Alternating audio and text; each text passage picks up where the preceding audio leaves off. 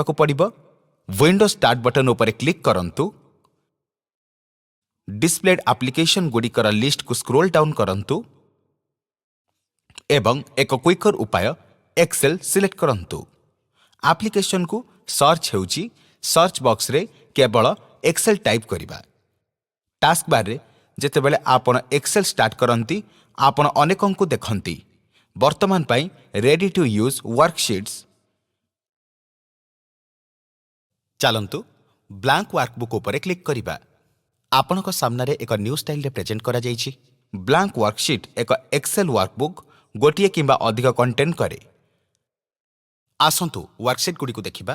ଶୀଘ୍ର ଚାଲନ୍ତୁ Excel seat explore କରିବା।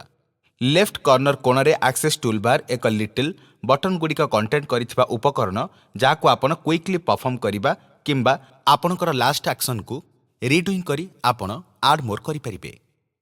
ରାଇଟ୍ ଏଜ୍ରେ ଥିବା ଆରୋକୁ ସିଲେକ୍ଟ କରି କ୍ଲିକ୍ କରି ସିଲେକ୍ଟ କରି କମାଣ୍ଡସ୍ ଗୁଡ଼ିକ କମାଣ୍ଡ ସେହିପରି ରିମୁଭ୍ କରିବାକୁ ଡାଉନ୍ କ୍ଲିକ୍ କରନ୍ତୁ। ଏଗେନ୍ ଆରୋ ଏବଂ କମାଣ୍ଡରେ କ୍ଲିକ୍ କରନ୍ତୁ ଯାହା ବର୍ତ୍ତମାନ ଏଗେଷ୍ଟରେ ଟିକ୍ ହେବ। ୱିଣ୍ଡୋ ଉପରି ଭାଗରେ ଥିବା ହରିଜଣ୍ଟାଲ ଟାଇଟଲ୍ ବାର୍ ଡିସପ୍ଲେସ୍ କରେ। ଏହି କ୍ଷେତ୍ରରେ ପ୍ରୋଗ୍ରାମର ନେମ୍ ଏକ୍ସେଲ ଏବଂ ୱାର୍କସିଟ୍ର ନେମ୍ ଡିଫଲ୍ଟ ଭାବରେ ଏକ୍ସେଲ ୱାର୍କସିଟ୍ର ନେମ୍ ବୁକ୍ ଭାବରେ ସେଟ୍ କରେ। ପରେ ଏକ ନମ୍ବର ଆପଣଙ୍କୁ ଲିଟିଲ୍ ବାର୍ ବଟମରେ ରିବନ୍ ଦେଖିପାରେ। ଏଥିରେ ଡିଫରେଣ୍ଟ